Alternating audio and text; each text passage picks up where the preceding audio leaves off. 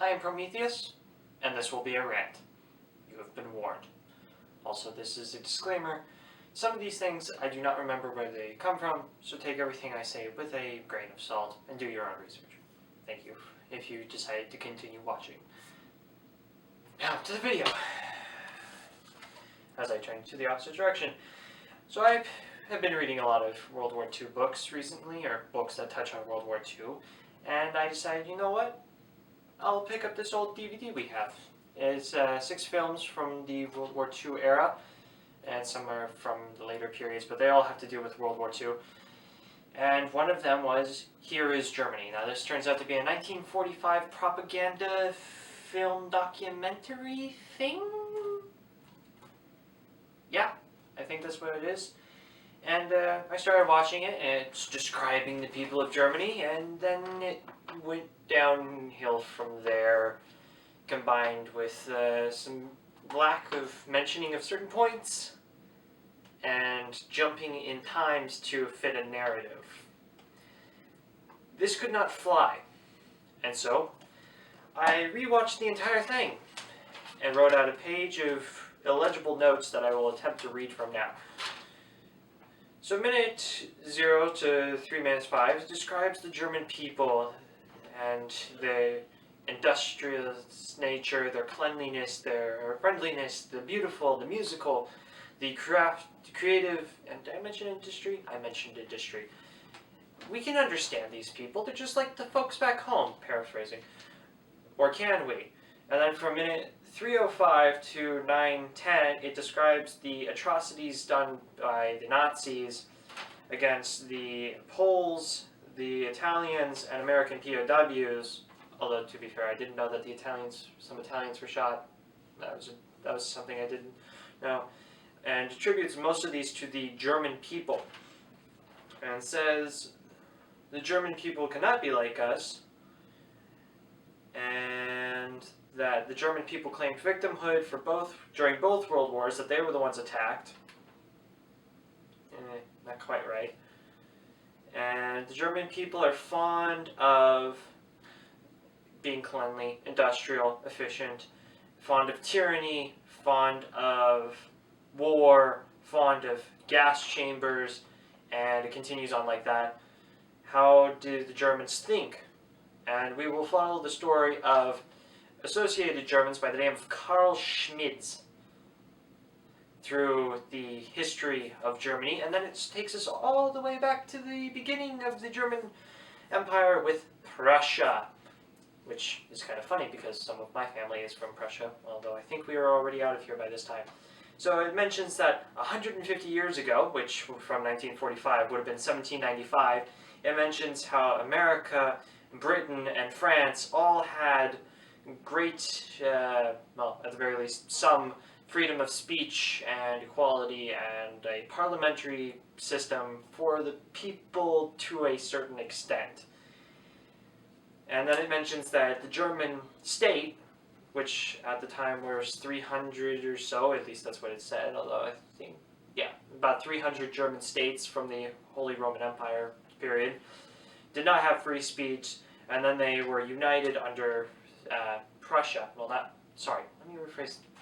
Go back. 300 German states, the largest one of them was Prussia, and the king of Prussia was Frederick the Great. And then it goes on to talk about how he invaded Austria, how he fought with Russia, how he fought with Sweden, and how he fought with France for a conquest for 7 years. And then I was like, I said like in a sentence. I do apologize. My English is slacking. So I started thinking about that, and I'm like, 7 years? Is he talking about the 7-Year War? Which was from 1756 to 1763, I believe.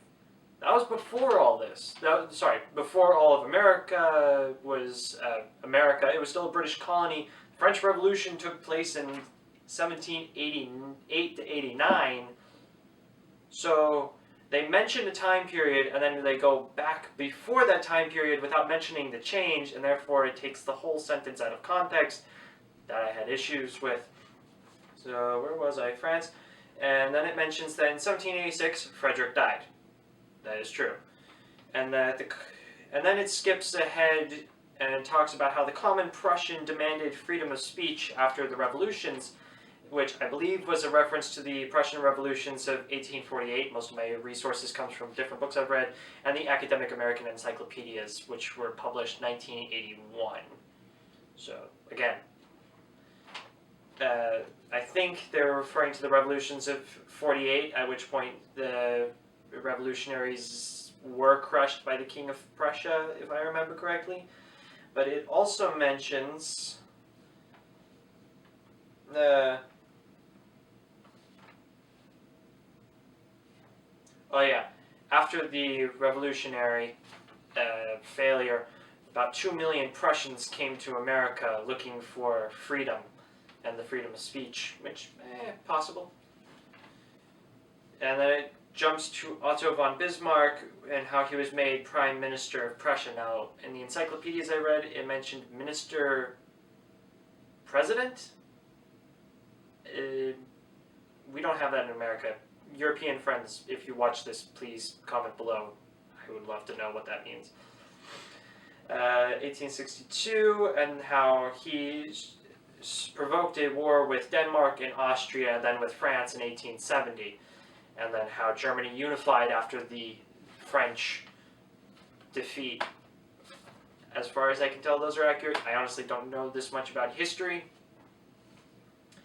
so I won't comment too much on that. And how they chose the symbol Victoria for victory. And then in the documentary, or the writer goes on to mention that their symbol was Victoria, of conquering, not the Liberty Bell, not the Magna Carta. Again, American, so I don't know if the Magna Carta is a symbol in Britain, but I don't think it is. Yeah, it was beneficial for a long time, and then you got the English Bill of Rights in 1664?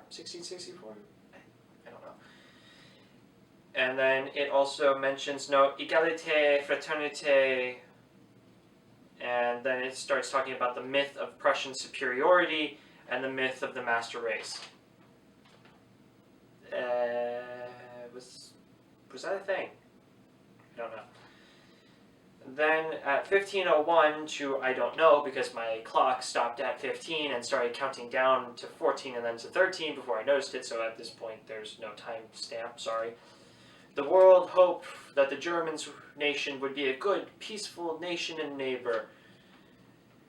And then it talks about the second generation of Carl Schmids and how they sing Deutschland, Deutschland, and that this is aggressive nationalism.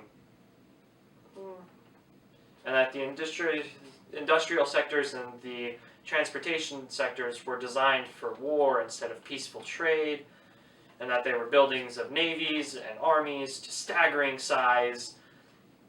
It was referring to the time period of the industrial era where everybody was seeing how big they could make things. Americans were building skyscrapers, the Brits were conquering a good portion of the entire world, the French were getting Indochina. Did they get to Indochina then? I don't know. And the Germans were building a massive navy. I don't think they mentioned any of the previous nations, except for the German building of massive armies. You're on a continent filled with a bunch of other people who are just begging to get hands on resources. Big armies dissuade people from invading you. This is why the Cold War didn't event in a hot war. More nukes, less likely to be shot at. That is something I was thinking of. Oh, now you can read my writing. The call for the world to disarm, and Germany said no. Of course, because you're right next to people you've had issues with. Oh yeah, no mention of Napoleon. And then finally we get to World War I, and the Germans are happy for war. Doesn't mention the fact that I'm pretty sure the Brits and the French also had parades in their cities. It says that Berlin turned into a carnival, and that even when the Belgian invasion happened, which I don't agree with the invasion of nations that are neutral, and I also don't agree. Well, let me rephrase that. I also don't disagree. Is that a double negative? Yes, it is. I agree with the fact that the Germans were probably wrong in their invasion of Belgium, but Belgium was a really tiny nation, and while I agree with the principle of fighting an invading army that's just passing through, may not have been the most practical of choices. Belgians, sorry, that probably wasn't the wisest decision for not being massacred, but I do appreciate your spirit.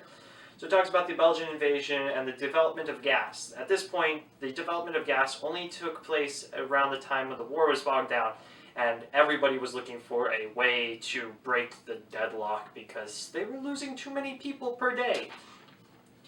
Oh yeah, and there was also the issue with the treaty. But I can't help but notice that after the Germans used it, everybody was like, you know what? Instead of prosecuting the Germans, let's just use the gas too, instead of taking the moral high ground. Oh, and the unrestricted submarine warfare of unarmed merchant ships. And the quote from Woodrow Wilson about how he was stunned that civilized nations could do such things.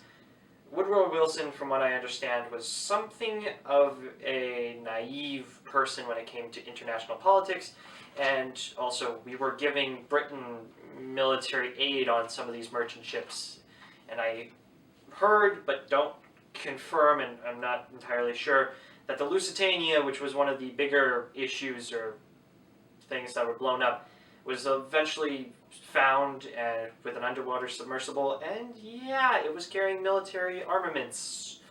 So technically, the Germans were fighting merchant ships that had military munitions on them. Whether or not that counts as armed is debatable.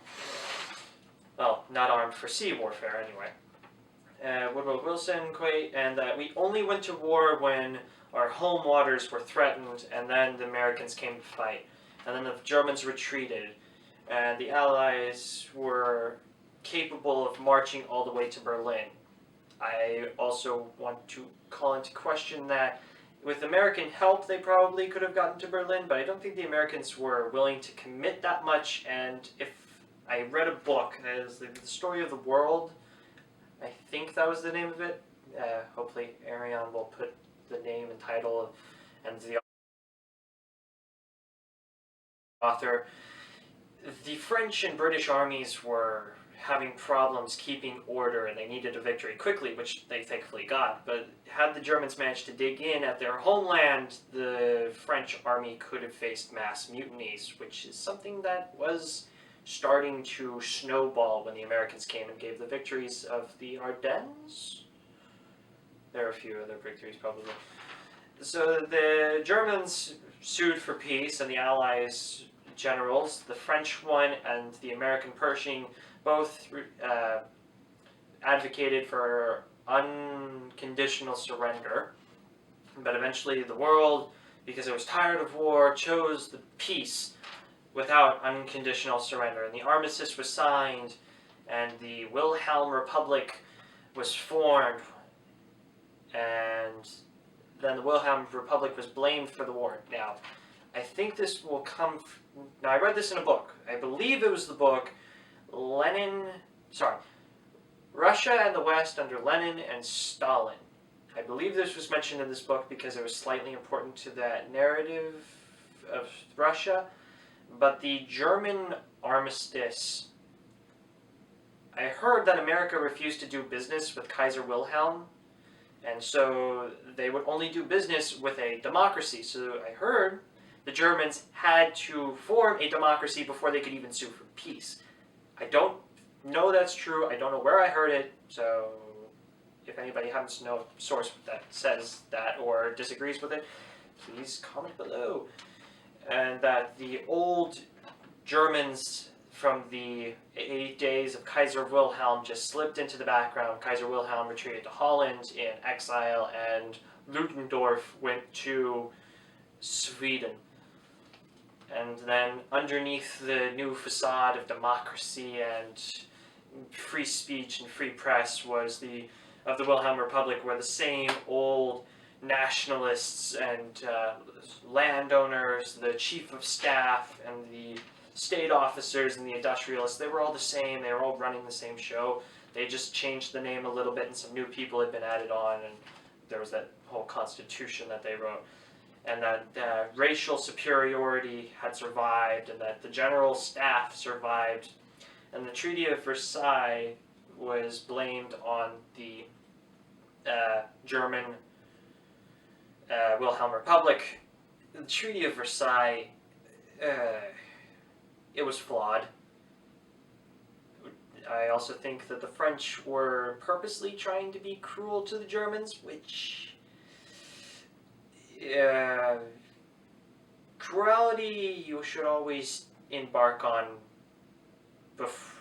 You should always dig 2 graves before you go on revenge. And that the scapegoat, was blamed on the Wilhelm Republic, and the war causers escaped any scrutiny. Now, at this point in time, the German state has a few issues because it's falling apart. This is something that I've been reading in my book by John Toland, Adolf Hitler, that at this point in time, Germany was a kind of mishmashed of where soldiers were stationed and who believed what, whose allegiances followed who. Socialist uprisings, which are not mentioned at all in the documentary. Nothing about the Spartacus Revolution, nothing about the Kaputsch, I don't think I'm pronouncing that right. They mentioned nothing about the Berlin takeover. I forget who did that. So needless to say, nationalists and socialists and some communists were fighting over each other for control of the government of the new Wilhelm Republic to decide what Germany would go, which way, left or right, would Germany end up on. None of that is mentioned in the DVD, and how, it was talking about the Treaty of Versailles and how there would be no navy, the army would be reduced to 100,000 men, no airplanes, no coastal emplacements, and no submarines. Now, ironically enough, I just read, researching for this note-taking, about World War I and how the German Navy, out of strike, rebellion, I don't know the word, I can't think of it, they sunk over 50 warships just to ensure that the British or the French wouldn't get their hands on them, which, wow, I was shocked. I didn't know that, and that was really not important to the whole thing. And that the DMZ, Rhineland, and the League of Nations, and then in 20 years they would come to smash the world again. Those are terms used in this video: smash the world into submission, etc., etc. And that all nations had a hard time post-war. That's true enough.